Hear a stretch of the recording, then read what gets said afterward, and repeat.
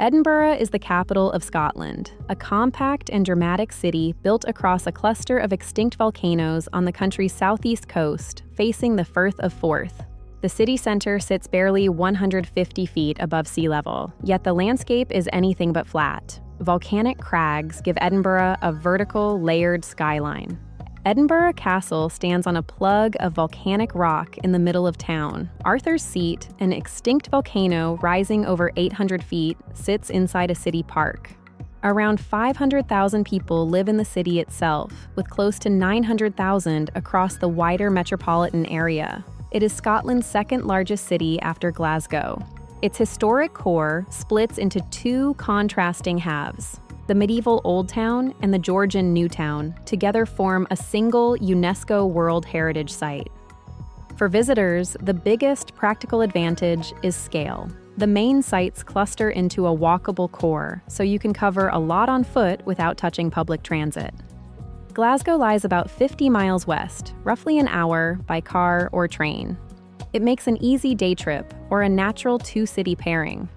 Newcastle is around 2 hours south by road, and London is a 4.5-hour train ride or a short domestic flight.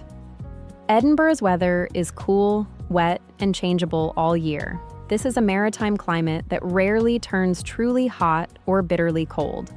Winters stay mild by northern standards, gray and wet rather than snowbound, though the short days can feel long. Summer makes up for it with remarkably long days. In June, the sun is up for more than 17 hours, stretching sightseeing well into the evening.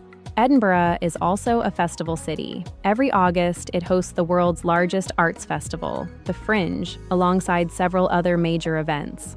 It carries deep literary roots as well. It was the world's first UNESCO City of Literature, and parts of Harry Potter were written in its cafes.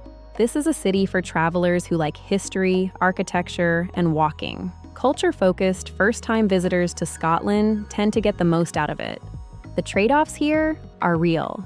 The weather is unreliable, even in summer, so waterproofs and modest expectations for sunshine are simply sensible. Peak season is intense. In August, prices spike, and the center grows extremely crowded, which is thrilling for some and draining for others. The terrain demands some fitness too. Steep closes, hills, and cobbled streets make parts of the Old Town hard going for anyone with mobility limits. 3 to 4 days suits the city well. That covers the major sites at a comfortable pace, with room for one-day trip into the surrounding countryside. Most visitors arrive at Edinburgh Airport, the busiest in Scotland, which sits about 8 miles west of the city centre and handles both domestic and international flights. Getting from the airport into town is easy and does not require a car. 3 good options cover almost every arrival. The Airlink 100 Express bus is the workhorse. It runs around the clock to Waverley Bridge in the heart of town, taking about 30 minutes. It leaves every 10 minutes for most of the day and costs roughly £6 one way. Confirm current fares at lothianbuses.com before you travel. The tram is the smoother alternative. It glides from the airport to the new town in about 35 minutes for a little under £10. A taxi or Uber is the fastest door-to-door choice. Expect around £25 to £40 and a ride of 25 minutes outside rush hour. Many people skip flying altogether and arrive by train. Waverley Station sits right in the center, tucked below the Old Town and beside Princes Street. Trains connect Edinburgh to London in about 4.5 hours and to Glasgow in under an hour, with frequent departures all day. Driving into Edinburgh is possible, but rarely worth it. The motorway from Glasgow takes about an hour, and main roads run up the east coast from England. For the city itself, a car is unnecessary and often a burden. Narrow, one-way, and permit-restricted streets make it more hassle than help. A car earns its place only for day trips. If you plan to explore the Highlands, Loch Lomond, or the Borders, renting for those days makes sense. Parking reflects that reality. Central on-street and garage parking runs about £4 an hour and £25 to £38 for a full day. If you do drive, choose a hotel with parking or use a park and ride on the edge of the city and take the tram in. Once you are in town, walking is the default. Edinburgh is one of Britain's most walkable capitals, with its core packed into a small, dense footprint. The spine of the Old Town, the Royal Mile, runs just about 1 mile from the castle down to the Palace of Holyrood House. You can walk from the castle to the Newtown shops or to the station in 15 minutes or less. Most visits barely need transit at all. The one catch is vertical. The Old Town is built along a ridge, so expect steep steps, narrow closes, and climbs between the upper and lower streets. For longer hops, Lothian buses and the tram cover the city well. A single ride is £2.40, and a day ticket is £6. A contactless card or phone works as your ticket, and the daily fare is capped, so frequent riders never overpay. One habit worth remembering: tap on and off the tram, while buses only need a single tap as you board. Staying a week or more? The Rita card gives 7 days of unlimited bus and tram travel for about £26.50. In town, black cabs and Uber are both easy to find. A typical short hop across the center runs somewhere around £6 to £10. Cycling is possible, but not the city's strength. The hills and cobbles deter casual riders, though there are pleasant traffic-free paths along old railway lines.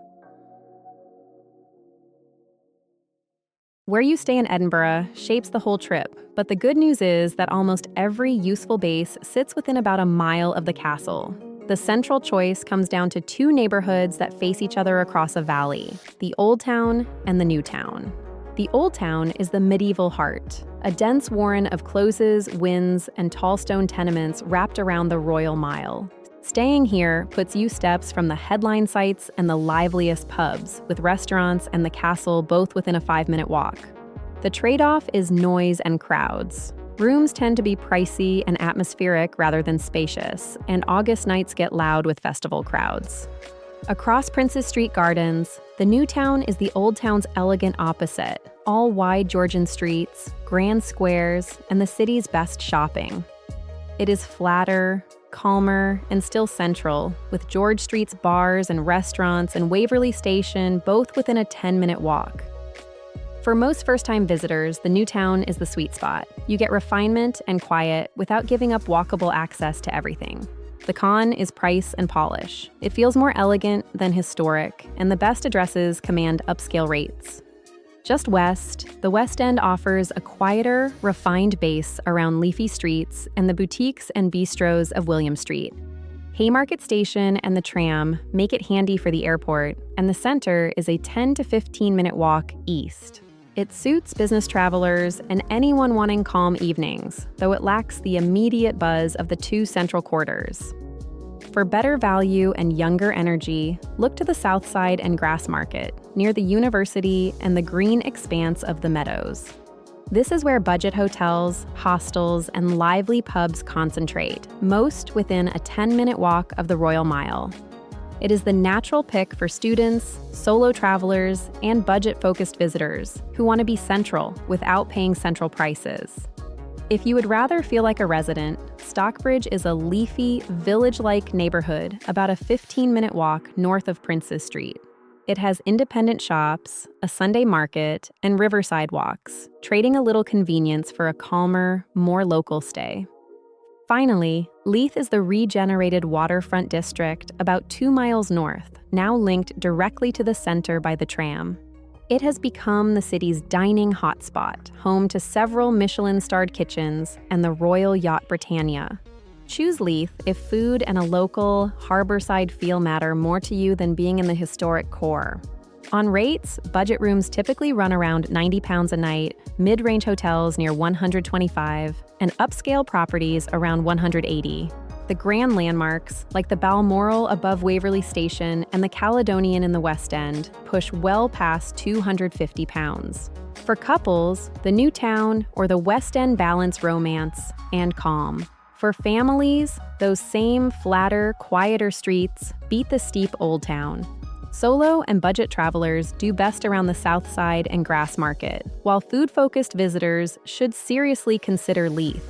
On loyalty, Edinburgh is well covered. Marriott, Hilton, and IHG all run central properties, and the Balmoral sits in the American Express Fine Hotels and Resorts program. There is little to actively avoid, but a few choices disappoint. Airport area and ring road hotels look cheap, yet strand you far from everything worth seeing. And in August, anything Central books out months ahead at double the usual rate, so reserve early or stay slightly out and commute in. Edinburgh packs an unusual amount into a small area. For a city you can cross on foot, it holds a remarkable concentration of history, museums, and dramatic scenery. Start with the obvious. Edinburgh Castle dominates the skyline from its volcanic rock and draws more than 2 million visitors a year. Expect to pay around £20 and to spend 2 to 3 hours on the ramparts, the crown jewels, and the famous 1 o'clock gun. Book the castle online in advance. It regularly sells out in summer, and timed entry is now the standard way in. From the castle, the Royal Mile slopes downhill for about a mile, lined with tartan shops, hidden closes, cathedrals, and street performers. Halfway down stands St. Giles's Cathedral, with its distinctive crown steeple and a jewel-box chapel carved with Scottish thistles. Entry is free, with a small photo fee. Beneath the Old Town, the Real Mary King's Close preserves a warren of 17th century streets buried under the buildings above.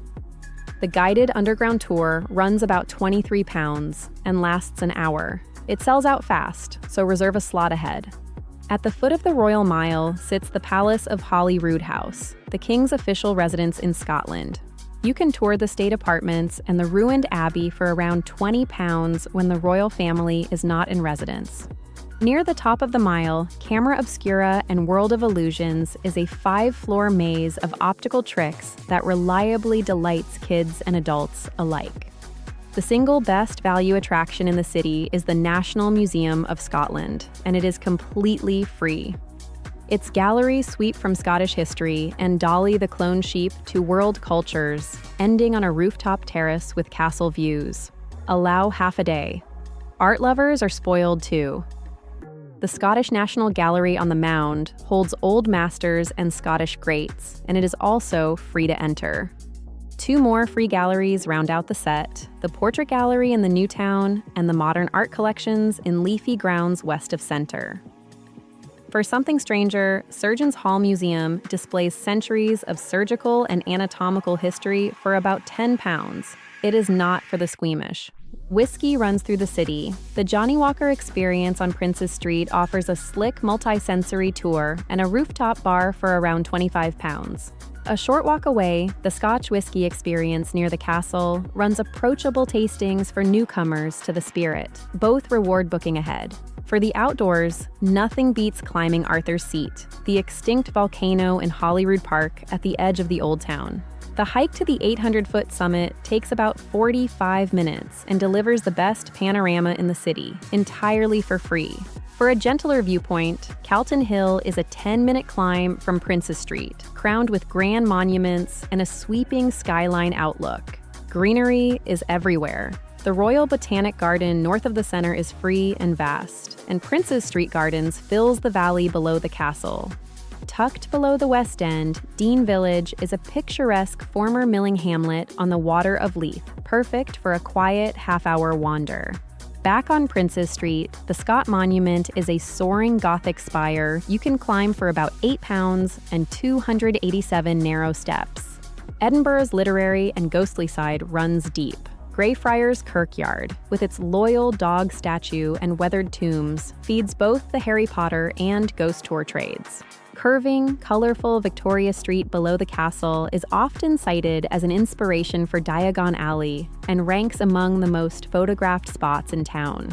After dark, guided ghost and history walks through the closes and underground vaults are a genuine Edinburgh institution, usually £15 to £20. Down in Leith, the Royal Yacht Britannia lets you tour the Queen's former floating home, from the bridge to the royal bedrooms. It costs around £20, takes about 2 hours with the audio guide, and is an easy tram or bus ride from the center. Traveling with kids? Edinburgh Zoo, a short bus ride west, is famous for its daily penguin parade and terraced hillside enclosures. Admission runs around £22, and nearby Dynamic Earth offers a hands-on planetary science center that younger visitors love. Edinburgh also makes an excellent base for day trips, several of them easy without a car. Rosslyn Chapel, about 7 miles south and reachable by bus, is a 15th century marvel of stone carving made famous by the Da Vinci Code. West toward Falkirk, the Kelpies, 2 roughly 100-foot steel horseheads, and the rotating Falkirk wheel boat lift make a striking, mostly free half-day. Stirling, under an hour away by train, pairs a dramatic castle with the Wallace Monument and the battlefield at Bannockburn. Farther afield, St. Andrews offers golf and coastline, while organized tours run north into the Highlands and Loch Lomond, and back in a day. To turn all of that into a plan, here are 3 itineraries for 3 different kinds of traveler. First, the classic first-timers 2 days. Day 1 begins at the castle when it opens at 9:30 before the crowds thicken. Spend the late morning walking down the Royal Mile, stopping at St. Giles's Cathedral, and dropping into the real Mary King's Close. Break for lunch in the Grass Market, then climb Arthur's Seat in the afternoon for the finest views before dinner back in the Old Town. Day 2 shifts to the New Town. Start at the Free National Museum of Scotland for the morning, then browse the shops along George Street. In the afternoon, tour the Palace of Holyrood House, then finish with a short climb up Calton Hill for golden hour photographs over the skyline. Second, an itinerary for museum and culture lovers who can fill 2 rich days here for almost nothing. Day 1 pairs the National Museum of Scotland in the morning with the Scottish National Gallery on the Mound after lunch. Wind down with the Portrait Gallery, then an evening concert or play at the Usher Hall or the Festival Theatre. Day 2 opens at the offbeat Surgeons Hall Museum, followed by the modern art galleries and their sculpture-dotted grounds west of center. Cap the day at the Writers' Museum or a literary walking tour fitting for the world's first city of literature. Third, for outdoor-minded visitors, Edinburgh rewards active days despite being a capital city. Day 1 climbs Arthur's Seat early, then follows the Water of Leith walkway through Dean Village to the Botanic Garden. After lunch in Stockbridge, wander the gardens and the modern art grounds before an easy evening in the New Town. Day 2 heads out of town, either to the coastal path at Portobello Beach or west to the Kelpies and the Falkirk Wheel. Round it off with a sunset from Calton Hill, an easy climb that delivers the postcard view without the effort of the bigger summits. Edinburgh's food scene has quietly become one of Britain's best, spanning hearty Scottish tradition, several Michelin-starred kitchens, and a strong wave of global cooking. The bedrock is Scottish comfort food. Haggis with neeps and tatties, spiced sheep offal with mashed turnip and potato is the dish to try first. Do not let the description put you off. Modern haggis is savory and peppery, and most first-timers are pleasantly surprised. Beyond it, look for Cullen skink, a rich smoked haddock chowder, and cranachan, a dessert of cream, toasted oats, raspberries, and whiskey. For breakfast, the full Scottish plate adds haggis, tatty scones, and black pudding to the familiar British fry-up. And yes, the deep-fried Mars bar is real. It is more novelty than staple, but a few chip shops still make one on request. On to specific places, starting with the crowd favorite. Dishoom, near St. Andrew Square, serves Bombay-style Indian food and draws long lines for good reason. Its black dal and bacon naan roll are near legendary, prices are moderate, and a dinner reservation is close to essential. For traditional Scottish, Makar's mash bar below the castle builds comforting plates around mashed potato, haggis, and whiskey sauce at mid-range prices. The classic chippy experience is Birdie's, a smart sit-down fish and chip spot in the Old Town, serving properly battered haddock. For a grand night out, the Dome on George Street sets fine dining beneath soaring columns in a former bank, firmly in the upscale tier. And for whiskey with your meal, the Devil's Advocate, a candlelit gastropub hidden off the Royal Mile, pours from more than 300 bottles. At the very top, Edinburgh holds several Michelin stars, most of them down in Leith around the old docks. That waterfront cluster, led by kitchens like the Kitchen and Martin Wishart, is where the city's serious tasting menus live. Geographically, the food splits into a few clusters. The Old Town around the Grass Market leans toward pubs, chippies, and casual global spots. The New Town, especially George Street and Thistle Street, holds the smarter restaurants and cocktail bars. For independent cafes and brunch, Stockbridge and the South Side near the university reward a short walk from the center.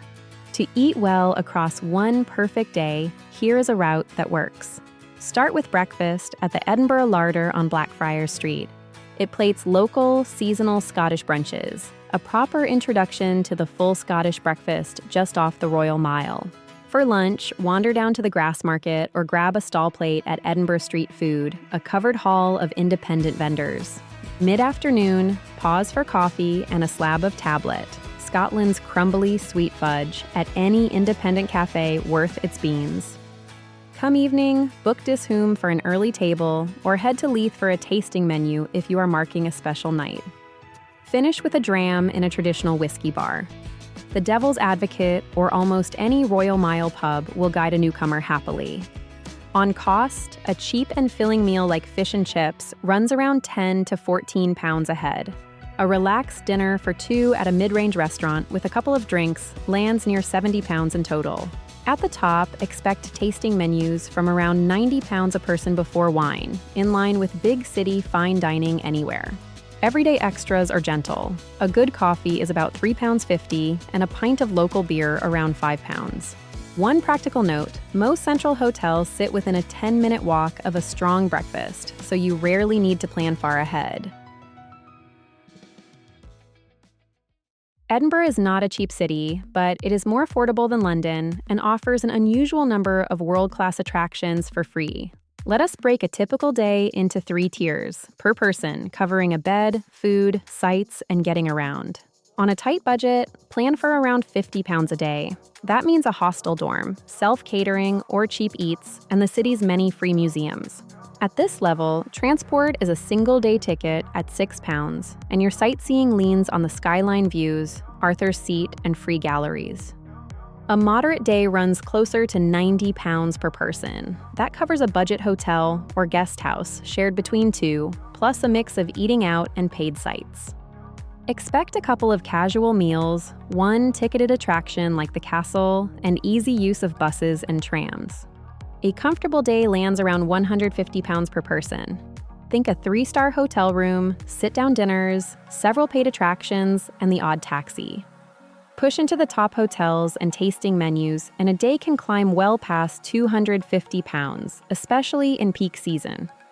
Accommodation is the swing factor. Central rooms average around £125 a night, but August festival demand can double or triple that. The city's great budget advantage is its free culture. The National Museum, the main art galleries, and the big parks all cost nothing. Food is moderate. A chip shop dinner is £10 to £14, a mid-range dinner for two near £70, and coffee about £3.50. Transport barely dents a budget. Most visitors walk everywhere central, and a whole day of buses and trams caps at £6. Compared with London, expect to pay noticeably less for hotels, meals, and attractions, though still more than smaller Scottish towns. For savings, lean on the free attractions between your paid ones. A city pass rarely pays off, given how much is already free. And book the castle, Holyrood House, and any underground tour online ahead. Walk-up prices and sold-out days are the avoidable budget traps. The one thing that breaks any budget is timing. The August festivals inflate every cost, so pad your plans if that is when you come. Edinburgh's weather is famously fickle, so choosing when to visit is less about guaranteed sunshine and more about daylight, crowds, and events. Winter, from November through February, is dark and damp. Highs sit around 5 to 9 degrees Celsius in the low to mid-40s Fahrenheit. December gives you barely 7 hours of daylight, but the city glows with Christmas lights and its famous New Year celebrations. Spring, from March to May, is the sweet spot for many. The weather dries out, the days lengthen fast, and crowds stay manageable. May is often the sunniest month of the year, with highs near 16 degrees Celsius, around 60 Fahrenheit, and long, bright evenings. Summer, June through August, brings the warmest weather and the longest days, with highs in the high teens Celsius, the mid-60s Fahrenheit. In June, the sun is up for more than 17 hours. Do not expect heat, though, and always pack for rain. August is the peak, and for one reason: the festivals. The city roughly doubles in population and books out months ahead. Autumn, September, and October is an underrated window. The festival crowds vanish, the light turns golden, and prices fall back to normal.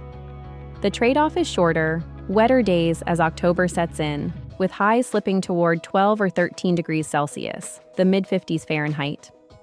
On events, Edinburgh may be the most festival-driven city in Britain, and timing your visit around them changes everything. The headline act is the Edinburgh Festival Fringe each August, the largest arts festival on Earth, sprawling across hundreds of venues. It overlaps with the Edinburgh International Festival and the Royal Edinburgh Military Tattoo, a floodlit display of pipes and drums on the castle esplanade. That August stack is thrilling but overwhelming. Accommodation triples, the streets jam, and you must book both rooms and shows far ahead. At the other end of the year, Hogmanay turns New Year into a 3-day street party with a torchlight procession and fireworks over the castle. Spring adds its own. The Beltane Fire Festival lights up Calton Hill on the last night of April, reviving an ancient Celtic rite. April's Science Festival and July's Jazz and Blues Festival fill the quieter months, so the cultural calendar rarely goes dark. So when should you actually go? For the best balance, aim for May, June, or September. You get long days, the driest weather Edinburgh offers, and none of the August scramble for beds and tickets. Come in August only if the festivals are the whole point, and come at Hogmanay only if a legendary New Year is. Off-season, from November to March, most major sites stay open, and the city is cheaper and calmer if you accept short, gray days. Edinburgh is one of the easier places in the world for an English-speaking visitor, so the logistics are light. The card on screen has the essentials at a glance. The one thing not to overlook is entry. These days, most visa-free visitors, including Americans and Canadians, need a UK electronic travel authorization before they board. The authorization costs about £20 and is applied for online or in an app in minutes, covering multiple trips over 2 years. Approval is usually quick, but apply a few days ahead and confirm the current rules at gov.uk before you travel. Money is simple.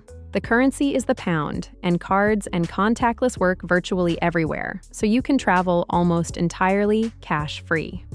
One quirk to expect: Scotland issues its own banknotes. They are perfectly valid, though you may occasionally see them questioned south of the border.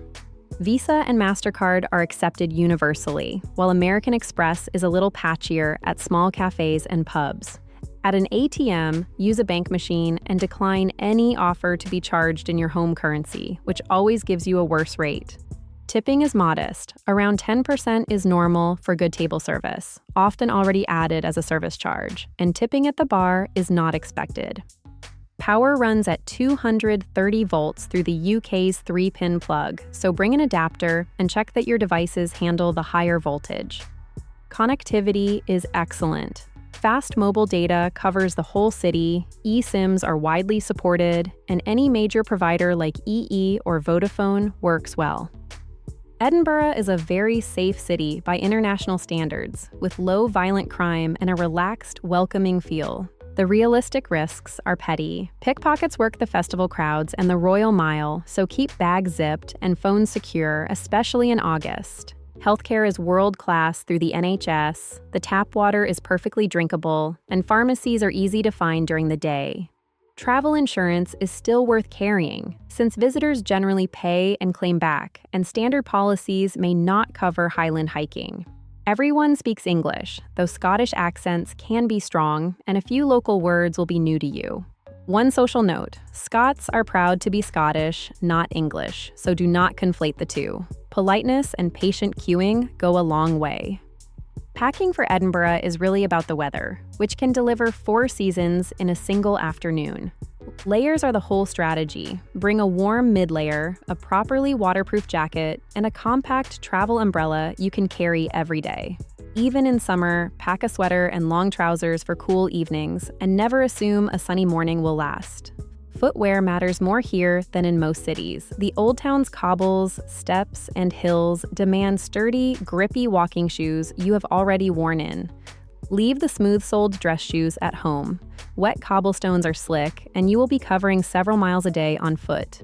For gear, a small day pack, a power bank for long sightseeing days, and a universal plug adapter round out the essentials. If you plan to climb Arthur's Seat or hike outside the city, add a windproof layer and shoes that handle wet grass and rock. Finally, a few mistakes first-timers here make often. The biggest is underestimating August, when prices soar and the crowds can overwhelm. If you are not there for the festivals, the smart move is to avoid August entirely and visit in the calmer shoulder months. On sites, do not overspend on gimmicks. The tartan and shortbread shops along the Royal Mile are tourist traps, and the best museums are free. Do not skip booking either. The castle, popular restaurants, and underground tours sell out days ahead, and turning up on spec often means missing out. Do not rent a car for the city. Parking is expensive and pointless when everything central is walkable, so save the car for country day trips. And do not get caught by dynamic currency conversion at tills and cash machines. Always choose to pay in pounds, not your home currency. So, is Edinburgh worth it? For most travelers, emphatically yes. Few cities pack this much history, culture, and drama into so walkable a space. It is a near-perfect fit for first-time visitors to Scotland who want the castle, the closes, and the countryside in one compact trip.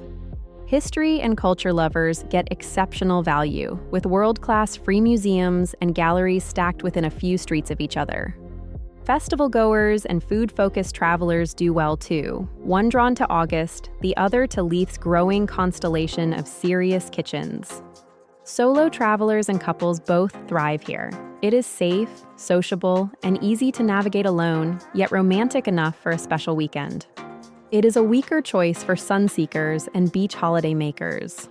The weather is cool and wet, and reliable sunshine is never promised. Anyone with limited mobility should weigh the terrain carefully, since the Old Town's hills, steps, and cobbles are seriously demanding. Give it 3 to 4 days, aim for late spring or early autumn, and you will catch the city at its confident best. Against comparable European capitals, Edinburgh delivers rare depth for the money, especially once you count how much of it is free. Put simply, if you like cities where history is layered underfoot and everything worth seeing is a walk away, Edinburgh belongs high on your list. That's our guide to Edinburgh, United Kingdom. Everything mentioned is linked in the description below. If you are planning another trip, we have more guides waiting for you. And if you haven't yet, subscribe so you don't miss the next one. Thanks so much for watching.